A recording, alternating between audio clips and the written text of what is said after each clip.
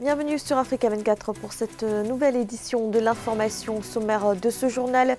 Début de la révision des listes électorales en Côte d'Ivoire. 35 000 agents sont déployés dans près de 11 000 centres d'enrôlement.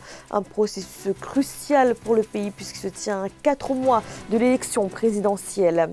Reprise des négociations sur le barrage de la Renaissance. Le Soudan, l'Égypte et l'Éthiopie ont engagé un nouveau cycle de pourparlers sur les questions litigieuses, notamment le remplissage du réservoir qui inquiète particulièrement les autorités égyptiennes et réhabilitation des infrastructures agricoles au Rwanda.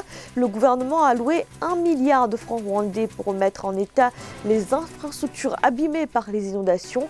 Les catastrophes naturelles de plus en plus fréquentes dans le pays. L'intérim n'est pas nécessaire, c'est ce qu'a conclu ce vendredi la Cour constitutionnelle au Burundi, saisie à la suite du décès du président Pierre Nkurunziza. La Cour a constaté la vacance du pouvoir. Se posait dès lors la question de la succession, étant donné que l'élection présidentielle a déjà eu lieu et qu'elle a été remportée par Évariste Ndayishimiye. La plus haute juridiction du pays a redonné la prestation de serment du président élu le plus tôt possible, a-t-elle précisé. La date de l'intronisation du nouveau chef de l'État, qui devait avoir lieu le 20 août prochain, n'a pour l'instant pas été annoncée. 5 millions d'Ivoiriens ne seraient pas inscrits sur les listes électorales. Autant dire que l'opération d'enrôlement qui a démarré le 10 juin pourrait changer le visage de l'actuel fichier électoral. Opération d'autant plus importante que l'élection présidentielle se tient cette année. Kamesh Katapoulé et Alexandre Ondoa. En Côte d'Ivoire, les habitants sont appelés à s'inscrire sur les listes électorales. Ce mercredi 10 juin, la Commission électorale indépendante a lancé la révision annuelle des listes à 4 mois de l'élection présidentielle prévue le 31 octobre prochain. Dans le cadre de cette opération d'une durée de 15 jours, 35 000 agents de recensement sont déployés sur près de 11 000 centres d'enrôlement. J'invite la population à s'enrôler massivement, particulièrement les nouveaux majeurs, pour participer au choix du gouvernement national. C'est très important. Sur 25 millions d'habitants, la Côte d'Ivoire compte actuellement 6,6 millions d'électeurs. Selon les chiffres de la CEI, 5 millions de personnes en âge de voter ne se sont pas inscrites sur les listes. Mais en réalité, seulement 250 000 personnes s'y inscrivent lors de chaque révision annuelle. Si la CEI ne s'est pas fixé d'objectif de recensement, cette opération électorale s'avère à la fois capitale et sensible, précisément après la crise post-électorale de 2010 à 2011 qui avait fait plus de 3 000 morts. Ces élections présidentielles de 2020 s'annonçaient comme un tournant pour la Côte d'Ivoire, en ce sens que 30 ans après les indépendances, on devait atteindre un niveau de démocratie acceptable. Aujourd'hui, 12 juin 2020, la majorité des ONG qui ont réclamé les agréments n'ont toujours pas eu de réponse de la CEI. Les enjeux des élections présidentielles seront des enjeux de construction démocratique. Pour rappel, le président Alassane Ouattara avait décidé de ne pas briguer un 3e mandat. Son premier ministre Amadou Gon Coulibaly a été désigné comme candidat du Rassemblement des Oufouettistes pour la démocratie et la paix pour le scrutin présidentiel d'octobre 2020. Le barrage de la Renaissance, toujours objet de la discorde entre le Soudan, l'Égypte et l'Éthiopie. Les 3 pays qui ont repris les négociations le 9 juin tentent d'arriver à un compromis. Les pourparlers achoppent toujours sur la question du remplissage du réservoir du barrage. Le Soudan et l'Égypte craignent de voir leur accès à l'eau restreint. Zahra Mohamed Moutiou et Mildred Yamou. En pleine négociation au sujet du barrage sur le Nil, le président égyptien Abdel Fattah al-Sisi accuse l'Éthiopie de retarder l'avancée des pourparlers qui ont repris par vidéoconférence mardi 9 juin entre les 2 pays et le Soudan. Lancé en 2011, le projet éthiopien du barrage de la Renaissance demeure une source d'antagonismes régionaux. Le bras de fer se poursuit alors que l'Éthiopie continue de faire part de sa volonté de lancer en juillet 2020 le remplissage du réservoir. Mais les parties prenantes au dialogue se veulent optimistes. Elle espère cette fois parvenir à un accord. Il a été convenu de poursuivre les réunions quotidiennes, sauf vendredi et dimanche, pour parvenir à un consensus sur les points restants. Les discussions entre l'Éthiopie, le Soudan et l'Égypte étaient interrompues depuis février 2020. La question du remplissage du réservoir du barrage de la Renaissance reste l'un des points d'achoppement. L'Éthiopie souhaite terminer l'opération en 4 ou 7 ans. Trop rapide, estiment les autorités égyptiennes qui plaident en faveur d'une durée plus longue afin d'éviter la pénurie d'eau. Les délais qui sont donnés pour le mois de juillet, ce sera difficile de les tenir parce que pour l'instant, il faut que l'Égypte puisse revenir sur la table, reprendre les négociations et voir dans quelle mesure chaque partie trouvera satisfaction pour que ce remplissage se fasse dans les meilleures conditions, que ce soit pour l'Égypte ou surtout pour l'Éthiopie.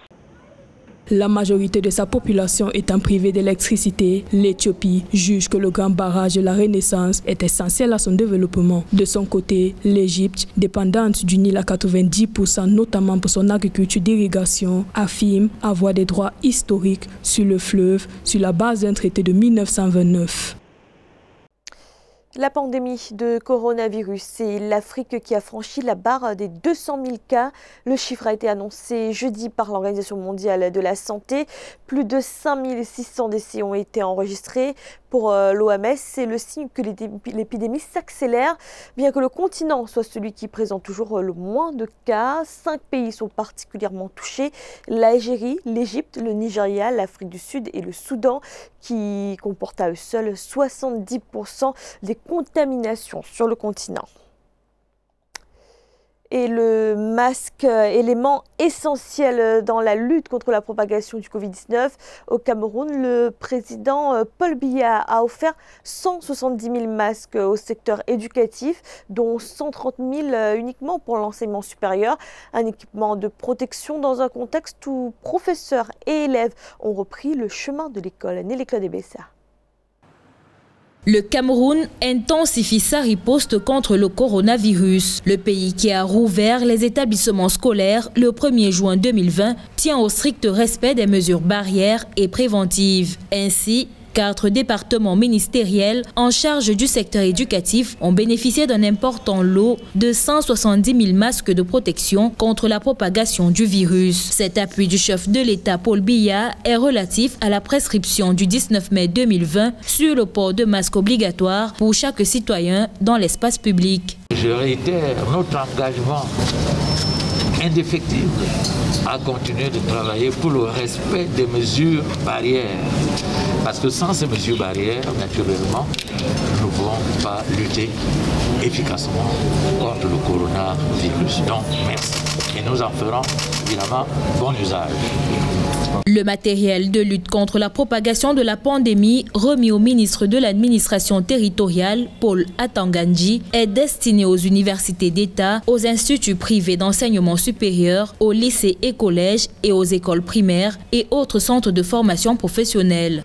La protection de la vie et du bien-être de tous les Camerounais est une disposition constitutionnelle relevant de la compétence du chef de l'État. Donc ce n'est pas surprenant qu'il donne le meilleur de lui-même pour la protection de tous les Camerounais en général. En particulier ceux-là qui sont bâtisseurs du Cameroun d'aujourd'hui et de demain, que sont les étudiants. Aujourd'hui, nous avons affaire à une maladie qui n'a pas de traitement, pas de vaccin, pas de traitement. La seule manière de lui échapper à cette pandémie, c'est de l'éviter en mettant en application les directives du Premier ministre, chef du gouvernement, telles que dictées par le chef de l'État. Distanciation, port de masque, ainsi de suite. Soulignant que cet appui en masque au secteur éducatif du chef de l'État s'ajoute aux dons matériels estimés à 2 milliards de francs CFA distribués à travers toute l'étendue du territoire national, toujours pour permettre aux populations, même des zones les plus reculées, d'appliquer les gestes simples pour barrer la voie au Covid-19. En rappel, c'est depuis le 13 avril 2020 que le port de masque est devenu obligatoire au Cameroun. C'est une convention qui était très attendu. Après 6 mois de négociations, le gouvernement guinéen et le consortium SMB Winning sont finalement parvenus à un accord pour l'exploitation des blocs 1 et 2 du gisement de fer de Simandou. Le projet comprend notamment la construction d'une voie ferrée. Simandou, c'est la plus vaste réserve de minerais de fer au monde. Zahra Mohamed Mouchou et Amen Edji. Pour le développement de la réserve de minerais de fer de Simandou dans l'est du pays, le gouvernement guinéen a signé mardi 9 juin une convention avec un consortium qui comprend la société minière de Bokeh et l'armateur singapourien Winning Shipping. La Guinée y détiendra également des intérêts. L'accord portant sur l'exportation minière devrait dans le même temps permettre de faire avancer la réalisation du transguinéen gelé depuis près de 20 ans. C'est un projet qui a duré. Il faut dire que depuis 20 ans, l'État guinéen est en train de travailler dans ce sens et maintenant, il y a un consortium qui s'engage à le faire. L'un des premiers critères qui pourrait aller en faveur de la chance, plutôt de réussite de ce projet-là, c'est la capacité financière du consortium. Et quand on regarde un peu les investissements et surtout l'apport technologique et technique qu'ils ont mis en œuvre, ça atteste d'une capacité à pouvoir mener un tel projet. Après, il faut aussi comprendre que la Chine, qui est la première puissance financière, une société chinoise aussi est dans le consortium. C'est rendu long sur la capacité de ce consortium à pouvoir faire réaliser ce projet-là. L'accord conclu porte sur la construction d'un chemin de fer allant de la région forestière montagneuse jusqu'à la côte atlantique de la Guinée et sur la réalisation d'un important port en eau profonde. Pour les analystes, le projet du Simandou pourrait permettre d'amorcer le développement du pays, dont la convention combine exploitation du gisement de fer et construction d'infrastructures. L'un des avantages au transguinéen, c'est qu'il va pouvoir permettre de développer le commerce agricole. Il faut dire que la Guinée est un grand pays agricole. Il y a aussi que ce transguinéen va aussi permettre de fructifier bien évidemment le commerce minier, parce qu'il faut quand même dire que la Guinée ne dispose pas de ports lui permettant de faire des commerces qui soient par exemple des échanges en ligne. Donc ça va permettre de désengorger un peu le port de Conakry, mais bien évidemment de s'ouvrir à l'extérieur. Le projet ferroviaire et portuaire est crucial pour la Guinée qui ambitionne de gagner en autonomie en matière de logistique et de transport dans le domaine des échanges avec l'international. La livraison des infrastructures doit se faire dans un délai de 5 ans pour le transguinéen qui doit servir à la fois au transport de minerais et de voyageurs.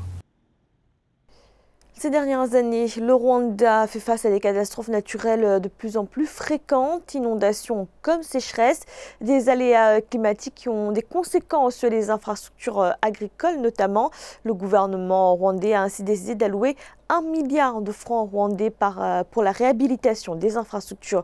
Reportage de notre correspondant Fratenda Kisenga.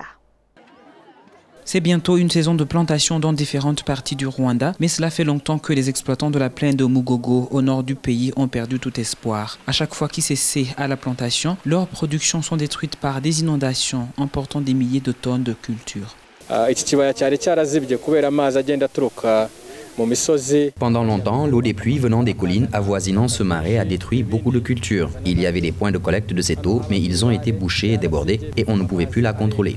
Nous avons lancé les travaux de réhabilitation de ce marais en partenariat avec l'armée nationale et la population et j'espère qu'on sera à temps pour la prochaine saison de culture. Le gouvernement rwandais compte dépenser au moins 1 milliard de francs rwandais pour la réhabilitation de la plaine de Mugogo et d'autres zones de la province du Nord qui ont été ravagées par les inondations. À cause de la gravité de la situation, l'armée a été mobilisée pour travailler sur le projet de réhabilitation de ces zones. De nos jours, les questions de sécurité nationale impliquent aussi des situations liées au changement climatique comme celle-ci. Nous nous sentons concernés quand il y a perte en vie humaine ou des cultures à cause des inondations. Nous sommes ici pour vous témoigner de notre sympathie, mais également pour vous aider à sortir de cette situation. Et vous le savez bien que quand l'armée est impliquée, tout va pour le mieux.